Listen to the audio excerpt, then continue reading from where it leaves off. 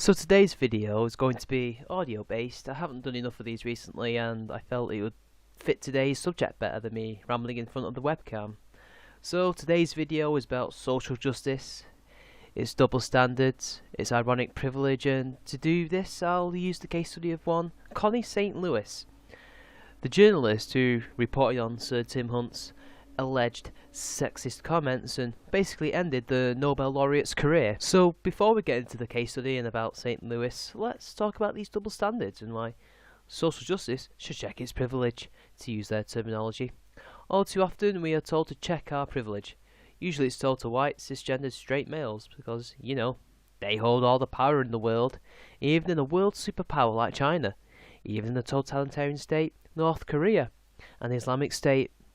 White people, they rule the world. You know, when James Brown sang It's a Man's World, really he meant to say it's a white man's world, because clearly he had not read enough Gloria Steinem and checked his internal oppression. As Republican POC, he needed to check his privilege. I mean, people have to check their privilege from the littlest of things, like wearing a kimono, because God forbid you be a white person and you wear a garment of the Jap, because we can't be having that, that's cultural appropriation. To the biggest things like drinking craft beer, sitting down, asking a woman to drink coffee with you, and telling jokes. There's nothing that a man, a white man especially, can't do without having to constantly check his privilege. Speaking of jokes, let's get to our case study of Connie St. Louis and Sir Tim Hunt. Now, a bit of a background, and although you can watch my video on it if you like, I'll provide it to you anyway. Sir Tim Hunt was giving a lecture in South Korea about women in science, and to start it off he told a self-deprecating joke about how with women in the workplace you fall in love with them and they cry if you criticise them.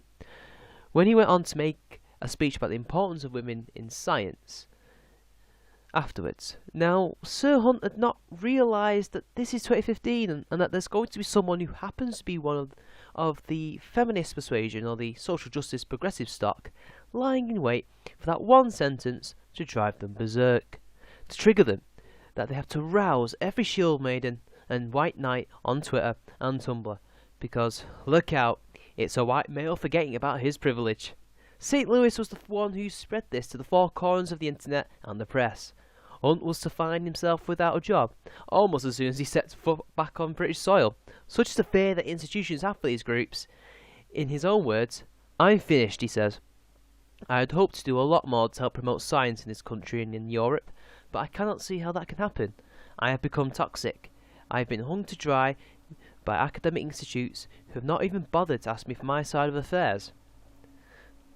This is how bad it is for those who are not part of today's extreme progressive ideology, or a clique as I prefer to call them. You say one thing out of line and one thing and you are thrown to the lions. You are a misogynist. You are worse than Hitler, worse than death. You are the worst thing ever. What you have said because it happened to hurt someone's feelings is far more important than, you know, curing cancer. So, as we can see in the other camp, are held to ridiculous high standards. We can't tell the wrong jokes out of fear of losing our jobs and reputations. But with social justice warriors, it's another story entirely. Enter Connie St. Louis.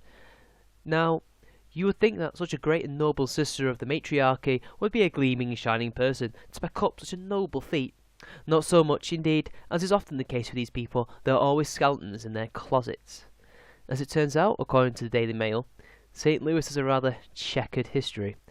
Her job, as it turns out, funnily enough, is being a postgraduate science journalism lecturer at London City University. Yes.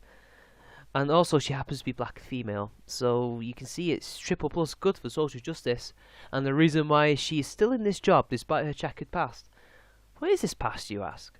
Well, let's cover the article about her CV. Connie St. Louis is an award-winning freelance broadcaster, journalist, writer and scientist. She presents and produces a range of programmes for BBC Radio 4 and BBC World Service.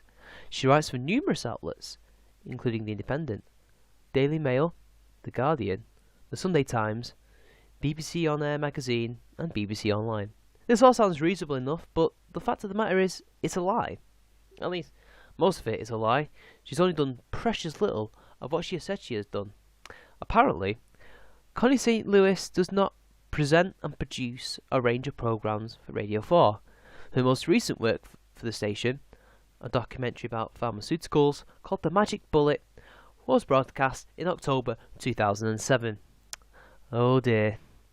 It seems as if St. Louis isn't what she's cracked up to be now, is it? So much for a range of programmes for BBC Radio 4. But what are her journalistic credentials? After all, she is one. Well, for another, it's demonstrably false to say she writes for the Independent, Daily Mail and the Sunday Times.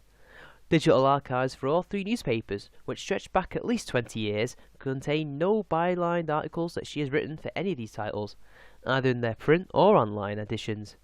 The Mail's accounts department has no record of ever paying her for a contribution. Granted, however, she has written for The Guardian, but that was only for 2 articles, one published in 2013 and another more recent article about Tim Hunt. Interestingly enough, soon after it was published, it was edited heavily, but strangely against The Guardian's own ethics policy. They did not disclose to the public that had been. So there we have it. She has lied on the CV in order to get to places she has no right to work in. Of course, it doesn't end there. The CV also lists that she is a recipient of the Joseph Rowntree Journalist Fellowship to write a book on one of her few documentaries, Raising Ham. Indeed, she did receive the fellowship in 2005. But since then, there's been no progress on this book she was supposed to write. She was also given £50,000 to live on while she wrote the book. Well, whatever happened to that money is lost in the midst of time. When pressed on these issues, she said, "I don't have time to find all the articles on different old computers. If that is not the words of someone caught red-handed, I don't know what is." But sadly, this is just the state of affairs in the current climate that we live in, where a person who has done hard work for most of his life in the field of science, helping combat cancer, can lose their career because they said a few words that were deemed sexist. Sexist because oversensitive people had their feels hurt, and because he was white and male, whereas people like Connie St. Louis get a free pass because they happen to have darker skin and are female. As a mixed race man myself, I cannot believe that frauds have a lower standard expected of them. Frauds that are actually lecturing future journalists. She won't even lose a job over this, because for social justice it is extremely important to have people like her, because diversity. The world has gone mad. This has been Charming Man 93. Like and share the video, drop a comment, subscribe to my channel, and I'll see you later.